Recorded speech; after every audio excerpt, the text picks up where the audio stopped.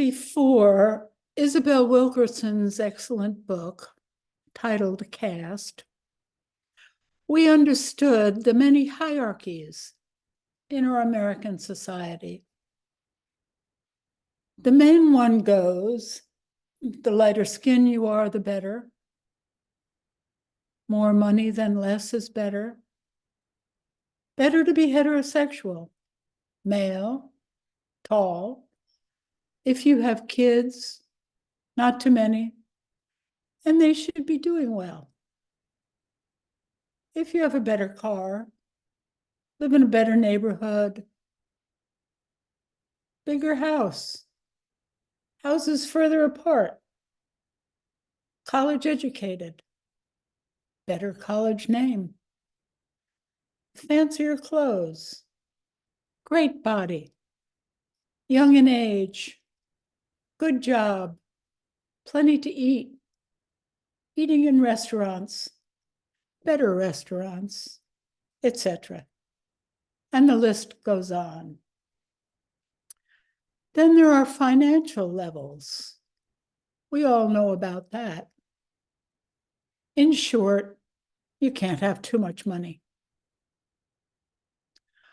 We spend a lot of our attention and life energy climbing up these many ladders of class and success. Then there's what Ram Dass describes as the TV channel changer in our palm. If you're pregnant, you tune into that. You notice everyone else who's pregnant. If you've just had a bad haircut, you switch the channel to haircuts, and that's all you notice. Or fancy cars, or whatever. It's all very consuming. We're very busy and have many distractions, concerns, and worries as well. It's the rat race, the full catastrophe. Sometimes, though, we have the good fortune to see through this level of automatic pilot living, have glimpses and tastes of inner happiness, and decide to look a little deeper. There's a great metaphor for this next level. It's like looking into a pond. The surface is roughed up by the wind. But as the wind calms, we see the clear, clean water. But then as we look deeper, we see the old wrecks of cars and trash thrown down in the bottom of the pond. These wrecks and trash are our three poisons and their relatives: our greed, hatred, and ignorance or delusions, our confusion, selfishness, unconsciousness, meanness, etc. And it might be that we're in a difficult and unhappy place individually. We sit down quietly by the pond and wonder if there isn't a way to do this all differently. It's usually seeing our difficulty, our suffering, unhappiness, dissatisfaction, that brings us into spiritual practice. We see more clearly and are willing to acknowledge what's not working and decide to rely more on our own innate moral compass. This is an important choice point, choosing to increase our awareness and moving toward awakening, however we choose to define awakening. So we start to clean up the trash and pull the car wrecks out of the pond. Bit by bit, psychotherapy often offers a crane to help with the heavy lifting. Shinzen Young says it's the shift from downward, negative, unwholesome spirals toward upward, positive, and wholesome ones. He says it another way when he says resurrection is the heart of Buddhism. That's like knowing that repair is an essential ingredient in relationship. We can repair or transform the poisons within us. Buddhism offers a clear path. We can turn our channel changers toward the Eightfold Path. Right or wise view, intention, speech, action, livelihood, effort, mindfulness, and concentration. Buddhism offers a clear spiral upward. It's called a spiral because it usually happens gradually, often unexpectedly, bit by bit, like getting drenched by walking through the mist.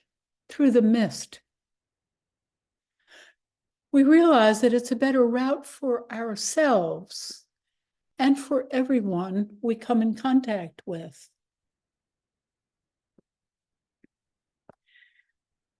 Being in a Sangha or community like IMCC, we're supporting each other in this upward spiral, helping each other along the way, awakening together. As Shinzen quoted Leonard Cohen's song, ringing the bells that still can ring, finding the light in everything. With practice, we build new skills, start taking more responsibility for ourselves, and things simply go better. We might notice we're less reactive, more generous, less inclined to gossip.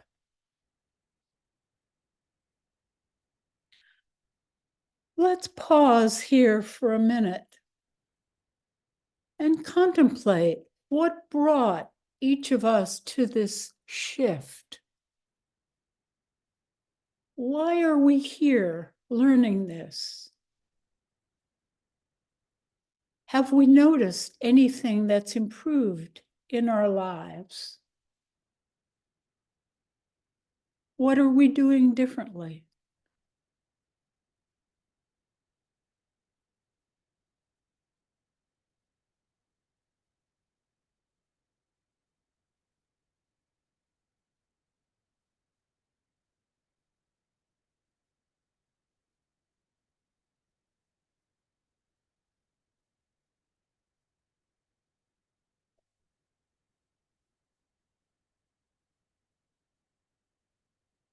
And let's break into small groups on Zoom. Rachel, who's covering for Brianna tonight, can we do, say, 2 or 3 people in a room for maybe 10, 12 minutes? Thank you, Rachel, for helping us with the tech tonight. And if people don't want to go in a room, you can just choose not to have a room, and you'll just wait in the large space until we resume. And please give each other equal time.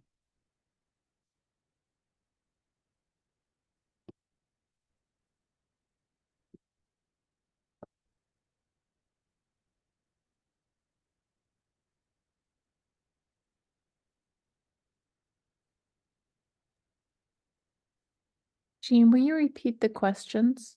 Sure. I also don't know whether this is going to happen. No, I didn't think Rachel was helping us tonight. Oh, she isn't. Oh, we're just on our own. We're on our own. I'm sorry. Yeah. Oh, that's okay. So then let's just contemplate what brought each of us to this shift. We've shifted. We're here. We're learning. This takes effort to be here. We drove all this distance, you know what I mean? So what brought us here? What has improved in our lives? What do we notice? Or maybe notice what we're doing differently.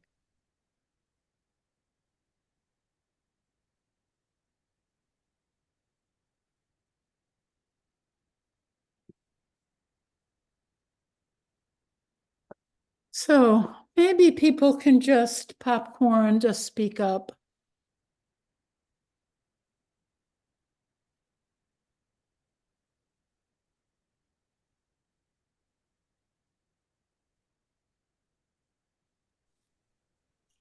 I can offer something. I mean, it's small, but when you mentioned gossip, I think right speech has really been powerful in my life. I mean, I feel that a lot of my interactions, especially with friends, used to be talking about another person. Can you believe this? Or can you believe this person did that? And that's just not part of my life now. And it feels as though it noticing when I might want to do that, and then coming back to, is this wise? Is it, you know, the outline really helps me to, why would I do that? Like we're all here, we're all doing the best we can, and it's just so much more wholesome. So that's a small one, but it's powerful. Sure. Thank you.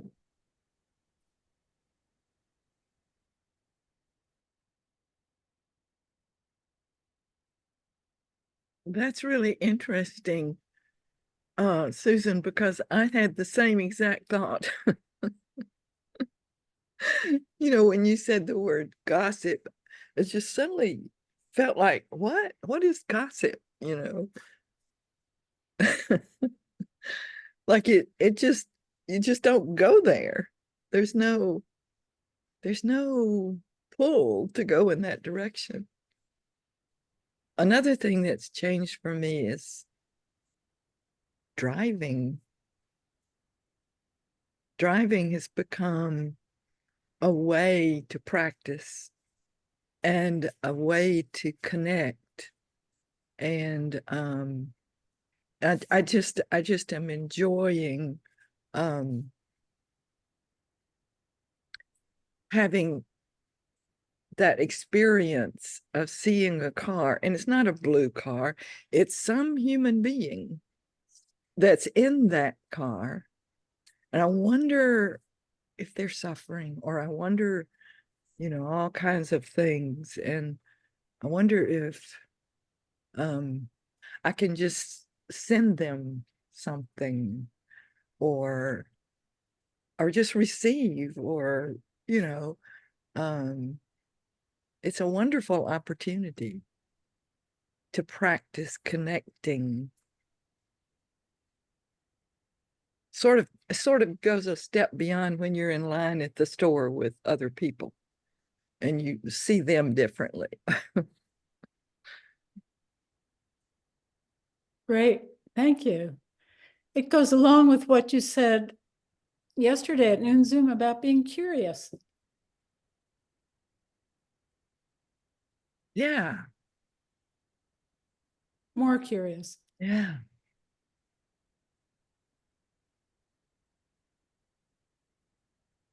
For me, kind of along those lines too, I think it makes me kinder at a time when there's so much to be angry about, and I am angry a lot. But it gives me, a path and a way to think about the awfulness and to try to keep my heart open in the midst of it, which is challenging. And the driving thing is always a challenge for me. I have this practice now where I'll go, "But you drive, and may you be happy." A work in progress. Always. Those are very powerful questions. And I'm gonna really think about those tomorrow, maybe. What brought me to this shift? Pain. Like, I've had enough pain. Just life's too short. And I want a different way, a different experience that's less painful for me and less painful for other people that I'm in contact with. What am I doing differently? Acting out of my priorities, which become very clear thanks to this path, and for me, it's kindness and service. And knowing that that's what I want to put first leads me to what has improved in my life.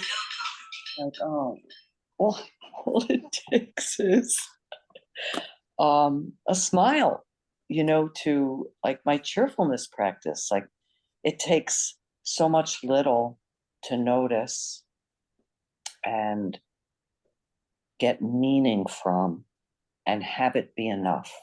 I can't solve poverty. I know the faces of the homeless people in the park tonight, and I have an empty room, but it's not a safe thing. But can I smile at somebody? Can I offer to help somebody? And that's something. And it's a tremendous help to me to have a path. Thank you. I also came to this path because it was at a time of my life where I felt very devastated. I had a lot of, both of my parents were dying, and I was going through a divorce. And I just noticed that I felt more peace with meditation. And for me, I just have more joy in my life, more gratitude, more appreciation. It's just such a beautiful gift to just be able to pause and be present and notice. This, as you were saying tonight, just I've got this cozy fleece on, and it's, yeah, just more joy. And then I've also noticed when I feel more joy and gratitude, then it's easier for me to be kinder to others around me. I'm not quite sure how that works, but I've noticed that with my loving kindness practice, that if I'm practicing loving kindness for myself, somehow it just seems to spread to those around me. Great. Thank you, Barbara.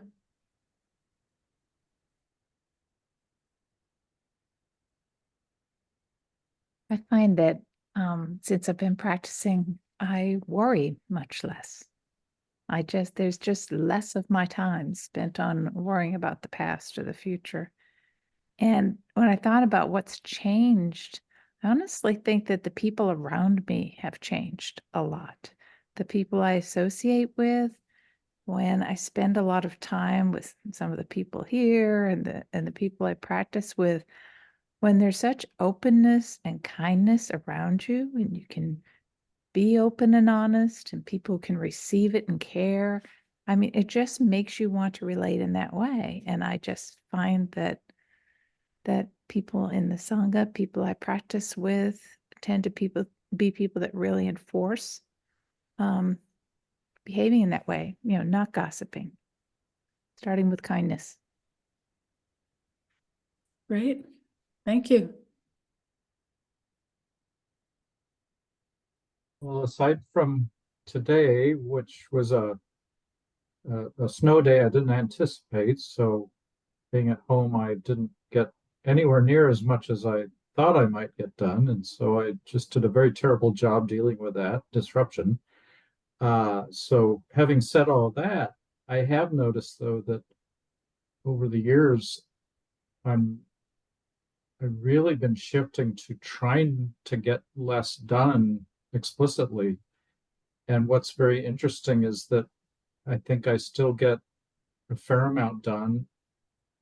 And there's a lot more time for sort of serendipity or richness of life when I'm not trying to explicitly try to do so much.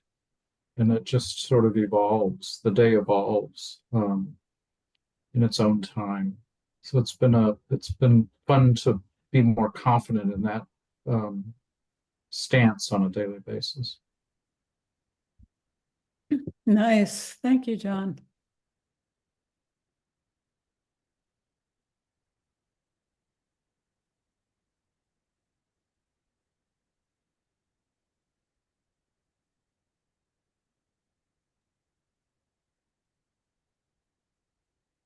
I think for me, it's the biggest change is stopping.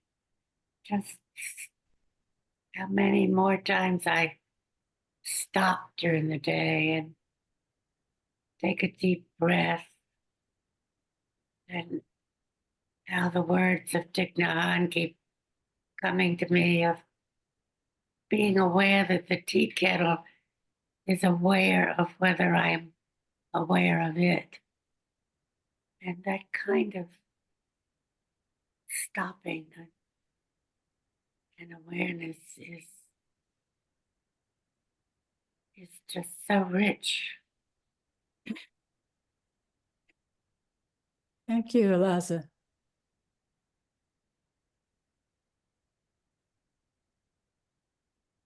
I've noticed that my relationship, that I have a relationship with a dying process and death that I didn't have before.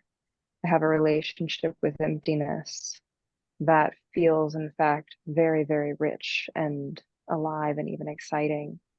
Whereas before, those were just ideas and concepts. And now it feels like there are ways that even though my physical body is still alive, my energy body has had a chance to live into some of those experiences and track some of the terrain. And it has also reshaped how I engage my walking life, how I choose to live, and also attachments to it. It helps me to sort of let go of some of the extra attachments. Not to say I've figured it all out, but it helps. Thank you. Thank you.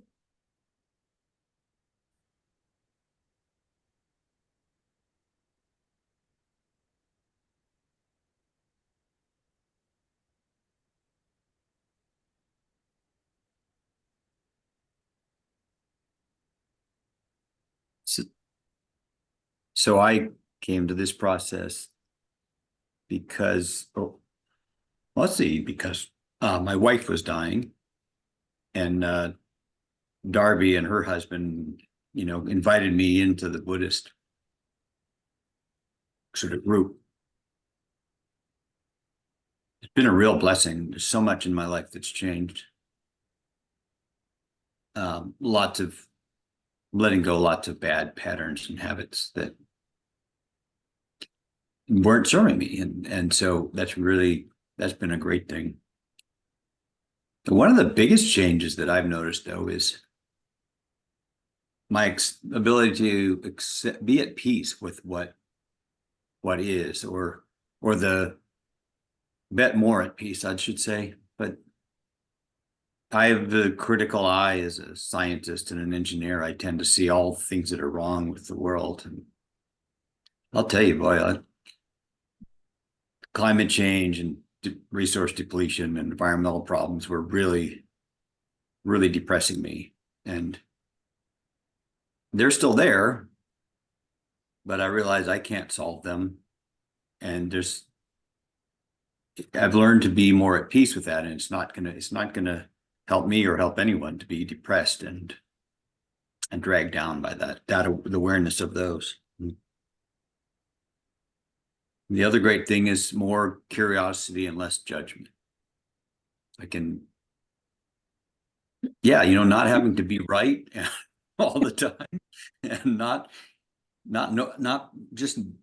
having to know the answer or know how to judge somebody or put them in a box or place. It's like, wow, there's a lot, so freeing. It's great. That's so nice. Thank you.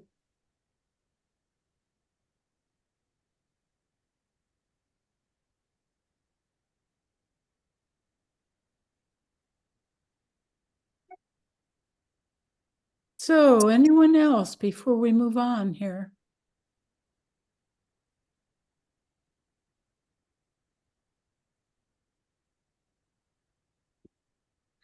Thank you all for the sharing. It's so helpful for all of us. We are all in this together.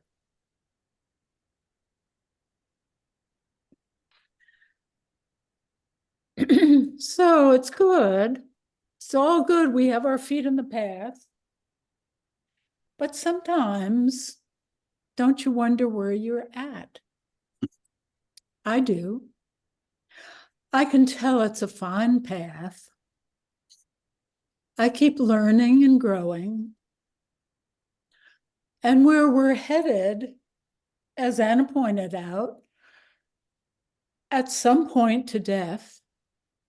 And a good goal is how can we be as ready and resourced as possible by the time we arrive there. Whenever that is, however, under what circumstances, and it's not under our control. In that case, it's so helpful to remember that this all is a mystery. That we were born, that we can walk and talk and hear, that we're online together is totally bizarre. And yet Buddhism is requesting that we turn toward this mystery. In fact, Tenzin Priyadarshi wrote an excellent book titled Running Toward Mystery, which he started doing as an 8-year-old boy. It's an amazing book, right up there with my favorite book, which is In Love with the World, by Yungay Mingar Rinpoche. And this is the one I just talked about, Running Toward Mystery. They're both great books. Just like we can know the levels or steps of our society's definition of success, steps I mentioned earlier, both these books illustrate stepping stones on the Buddhist path, even though the steps don't necessarily reveal themselves ahead of time. All aspects of our life really are this mysterious journey, which we can choose to be curious about, turn toward, have understanding of, or not. And if we choose, we practice. And as we practice, we know our work is cumulative. I recently saw some of these steps clearly and thought it would be helpful to talk about them. About 2 weeks ago, I was snapped into a level of anger, shame, and profound grief. All at once, my face and my gut felt like they'd been hit hard and were on fire. This has not happened to me in a long, long time. My first thought was, don't get reactive. This is too strong. Keep your mouth shut. Withdraw and sit with this. After a day or two, my second step was that I needed a little help from my friends. Witnessing my state, giving me a little reality check.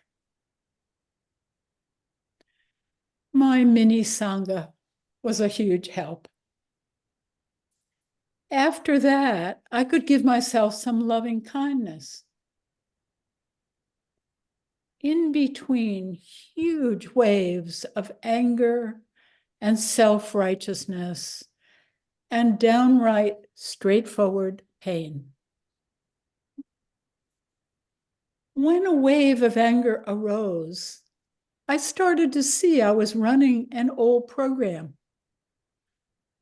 I could see I was being like a dog, going back to an old bone and chewing on it to see if there was any meat left.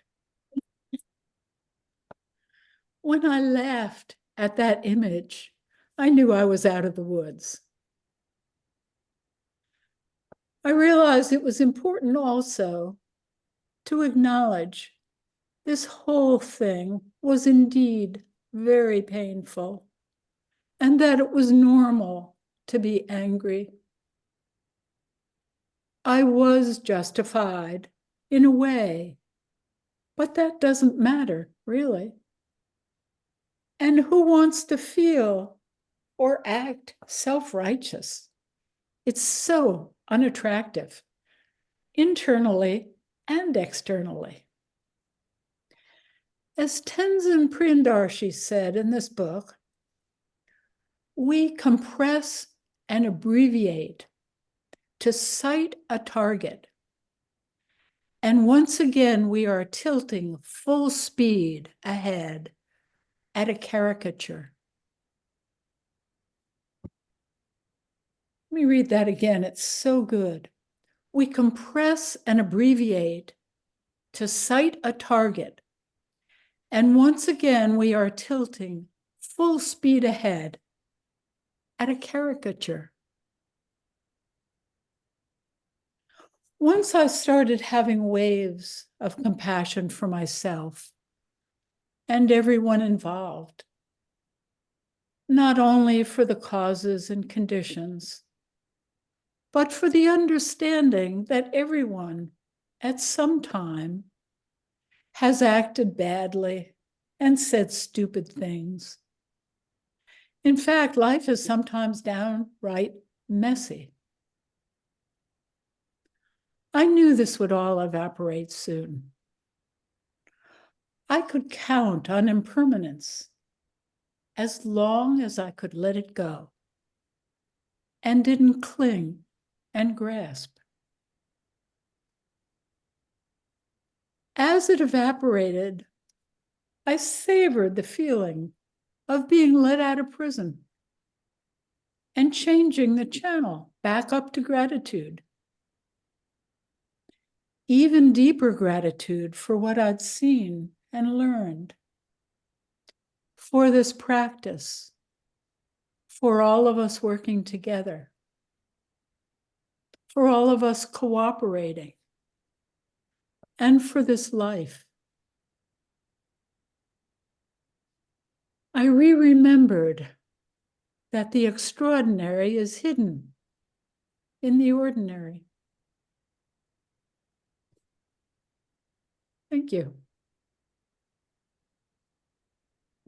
So we have some time here. Does anyone have any thoughts, anything they'd like to add?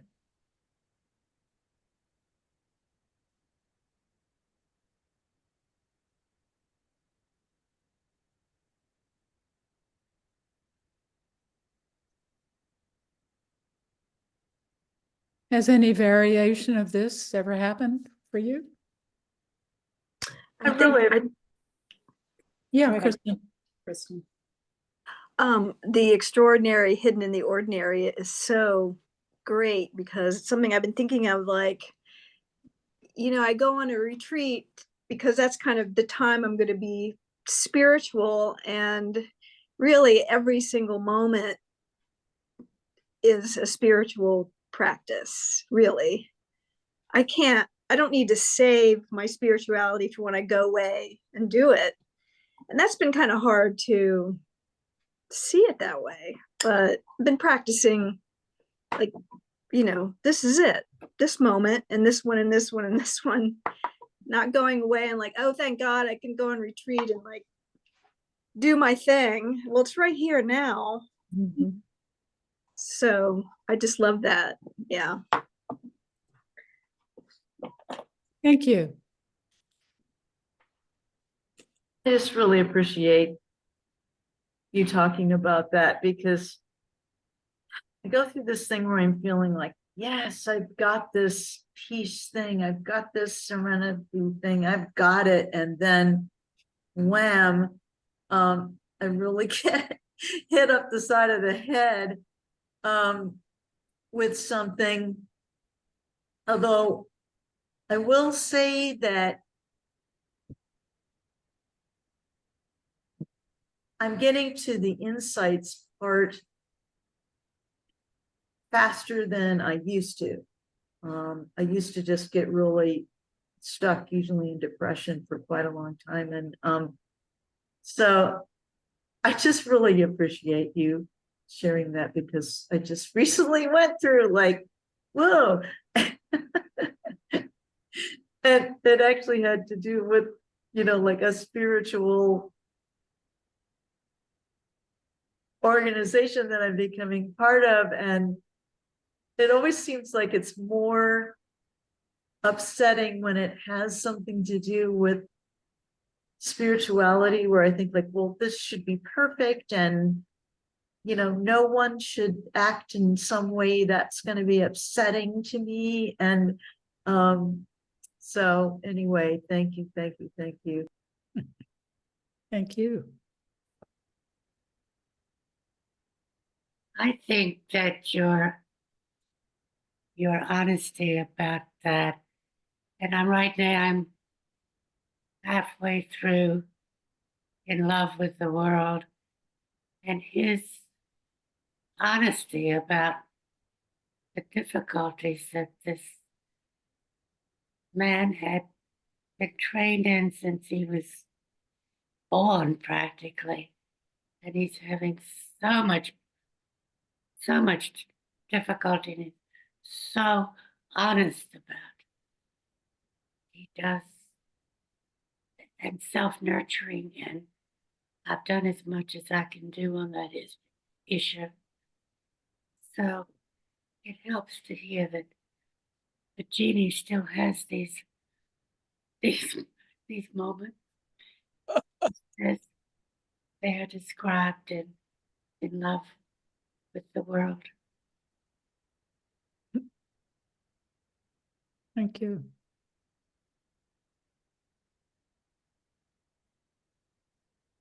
I really liked your description of gnawing on a bone, an old bone, trying to see if you can still get some marrow out of it. I would love to ask for some advice. I have a very bad habit of perseverating over regrets that have happened decades ago. And I most often do this when I close my eyes and I'm trying to go to sleep, but I go over them and over them and over them. I've been doing this for years. And if anyone has any advice on how I just don't think that's skillful, but I don't know sort of how to shut them off. Try to, it's like an attempt to erase the past to somehow make it better, but of course you can't do that. So it's sort of like a failure to accept them. But if you have any thoughts, I'd love to hear them.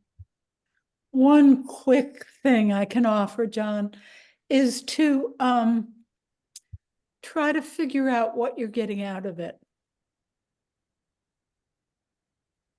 And that may reframe it a bit. No, the why, the being curious as to what's underneath that. What's at the next level?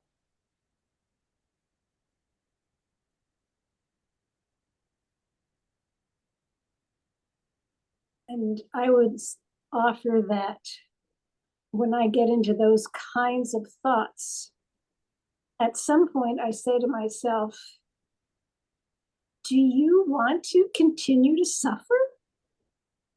And there's something almost humorous to me about the fact that I would choose to suffer because of these kinds of repetitious thoughts. And then I say, no, I don't want to suffer. And there's something about that little internal conversation that helps me let go of it, at least for a while. That's good. Nancy Elizabeth asking a question like, is this how I want to spend my time? I bet I can think of better ways. That sort of thing. To kind of laugh at it is helpful too. Not taking it so seriously or seeing through it. What's this really about? I can really relate, John. I mean, I'm amazed at things that happened in third grade that can come back to me, and I can really feel just that embarrassment, shame, or, why did I? And for me, what's most helpful is, and I think, maybe Susan Stone's, sweetheart, it's okay. It's okay. There's just something about actually, comforting myself in a way that I probably would have wanted to have done way back when. That's powerful. I mean, it still happens, but there's, just, I guess, the sweetness of having that opportunity to say, oh, yeah, that was so painful. As opposed to the embarrassment or the, I wish I hadn't, or, yeah, it happened.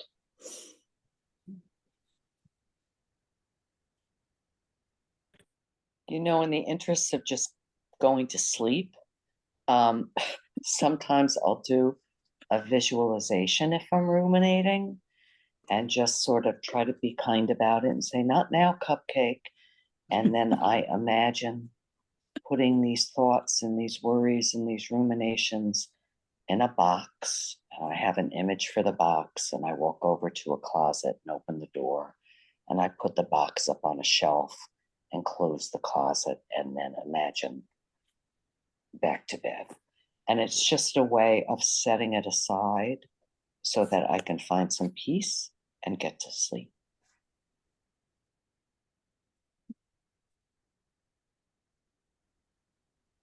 Jeanne, I love how you are sharing that it's all part of our practice. Susan gave a talk on that a while ago too, which meant a lot to me, and thanks for bringing that back up, so that the anger is just what we're mindful of, and how to work with that, Jeanne, was really helpful to hear again, the accepting of that. And then Susan talking about, oh, sweetie, that's definitely, those of you who've heard me talk about self-compassion, that's, thank you for that reminder. And, I think working with those regrets, I think Jeanne's question of what's going on there, and it's, a struggle that we all have with that we're not perfect, our imperfections, and letting that be, that is imperfection is. And then what is all the judging serving, like you said, Jeanne? So just thank you all for such a rich conversation. I think bringing curiosity to those questions is just so helpful.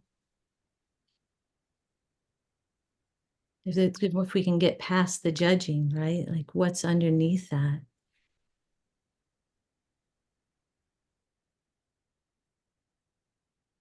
Thank you. I've got a couple of things. One, John, another idea besides several you've already been given is when there's something that keeps kind of knocking on your door repeatedly like that, is to actually set aside time during the day to ruminate about it. A time limit, maybe 10, 15 minutes or something, to give it the attention it seems to want.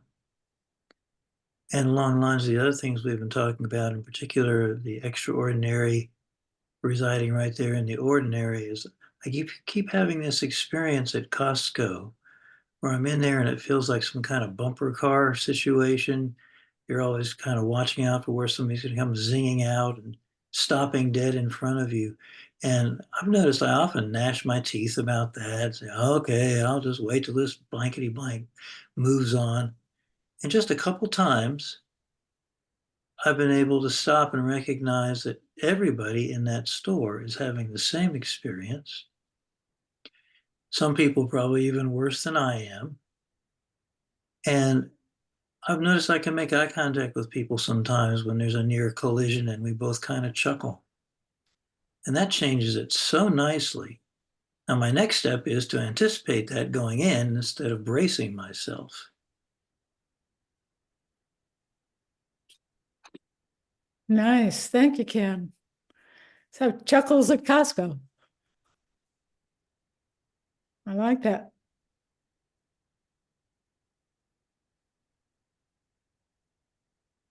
So we probably have time for one more if somebody has something burning they want to say. I just want to thank John for bringing it up. I thought I probably was the only one who did that. And I do think resisting it makes it stronger. And I just try to do that, Thich Nhat Hanh. There you are again. Come in and have a cup of tea. That doesn't often work, but thank you, John. Well, thank you, Eliza, and everybody else. Really appreciate the help.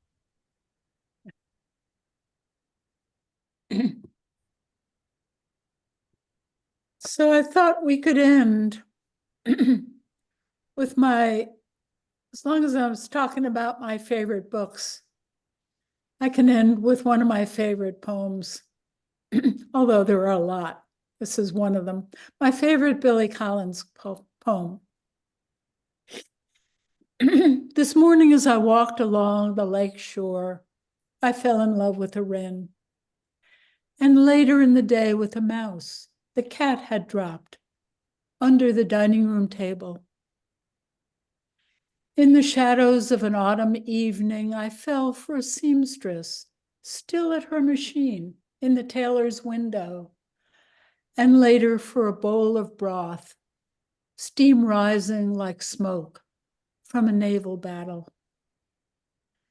This is the best kind of love, I thought, without recompense, without gifts or unkind words, without suspicion or silence on the telephone. The love of the chestnut, the jazz cap, and one hand on the wheel. No lust, no slam, no slam of the door, the love of the miniature orange tree, the clean white shirt, the hot evening shower, the highway that cuts across Florida. No waiting, no huffiness or rancor, just a twinge every now and then for the wren, who had built her nest on a low branch overhanging the water, and for the dead mouse, still dressed in its light brown suit. But my heart is always propped up in a field on its tripod, ready for the next arrow. After I carried the mouse by the tail to a pile of leaves in the woods, I found myself standing at the bathroom sink, gazing down affectionately at the soap. So patient and soluble, so at home in its pale green soap dish. I could feel myself falling again as I felt its turning in my wet hands and caught the scent of lavender and stone.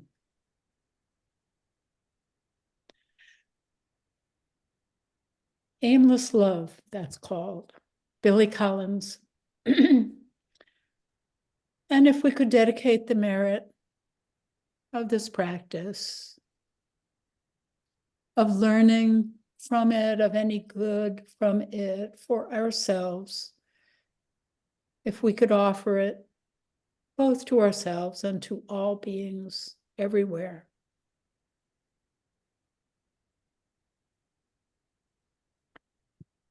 Thank you.